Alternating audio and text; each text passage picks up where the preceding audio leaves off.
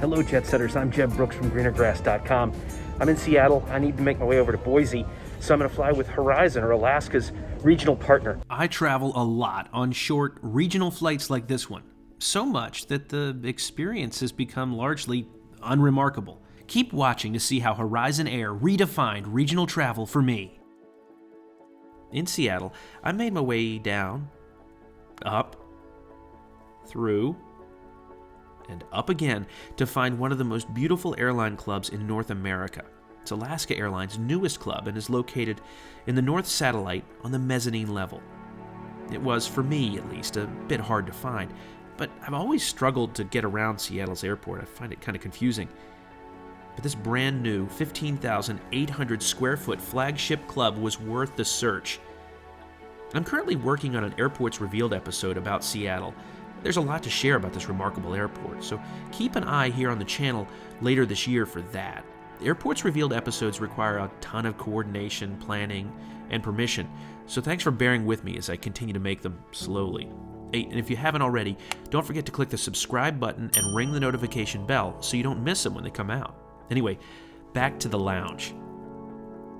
It's open from 6 in the morning to 10 at night and offers plenty of seating, a fireplace, incredible views, of course, food for days, and a complete bar. My only gripe about this club is that it requires passengers to pinch themselves in order to remind themselves they're not in an international first-class lounge somewhere in the Middle East. Now, that sounds like hyperbole, but it's not. This is a truly spectacular place. This is what lounges are supposed to be. Don't forget, I visited this lounge during a global downturn in air travel. Unlike many other airlines, Alaska somehow found a way to deliver a top-notch experience despite vastly reduced revenue and passenger levels.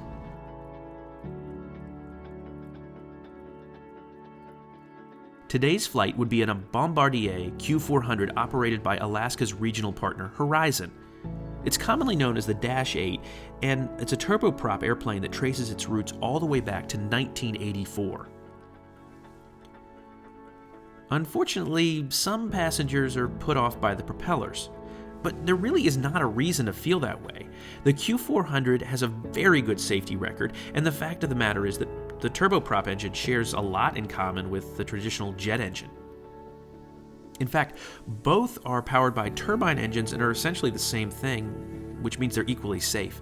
The main distinction, of course, is that turboprops have their propellers outside the engine and jets have their fan blades inside. This has got to be one of my favorite lounges in the whole country, if not the world. This is incredible.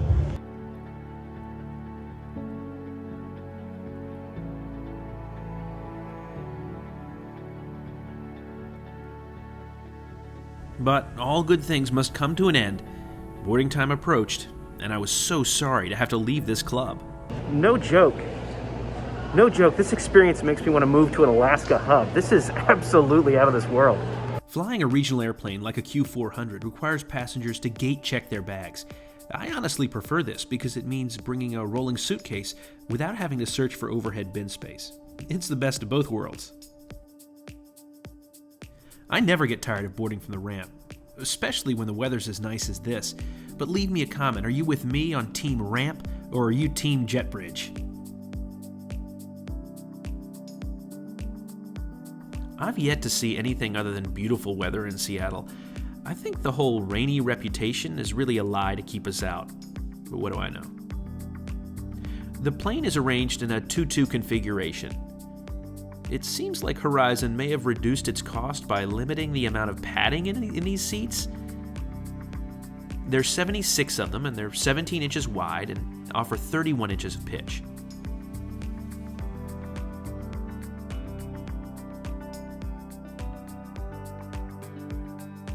I quickly settled in and was confident this was going to be a great seat for this short flight. Soon, we heard from the pilot.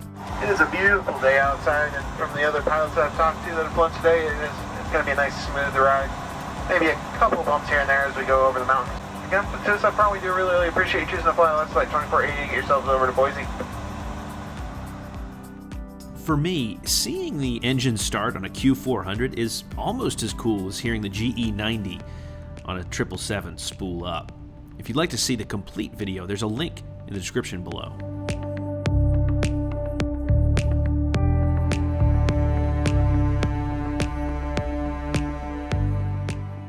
The departure offered a taste of what was to come.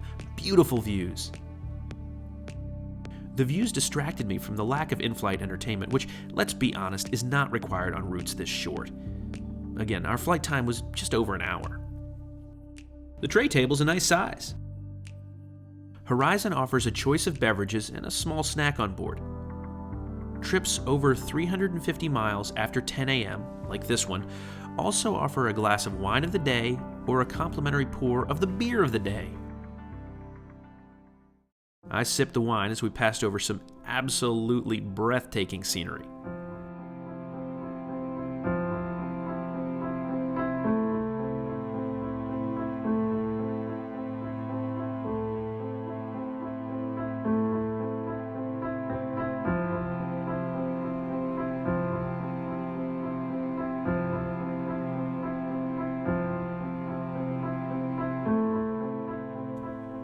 No matter where I go in the world, there's just nothing quite like the Western United States.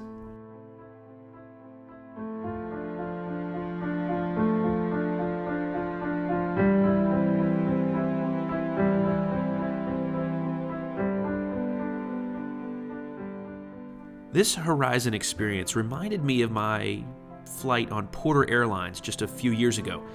That flight, from Washington's Dulles International Airport to Toronto City Billy Bishop International Airport, was also on a Q400, and both airlines offer great regional service.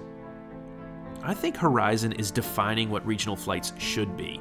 So much of the flying here in the United States is on these short regional flights, and lots of airlines provide limited service, particularly in economy, and that results in the commoditization of the experience.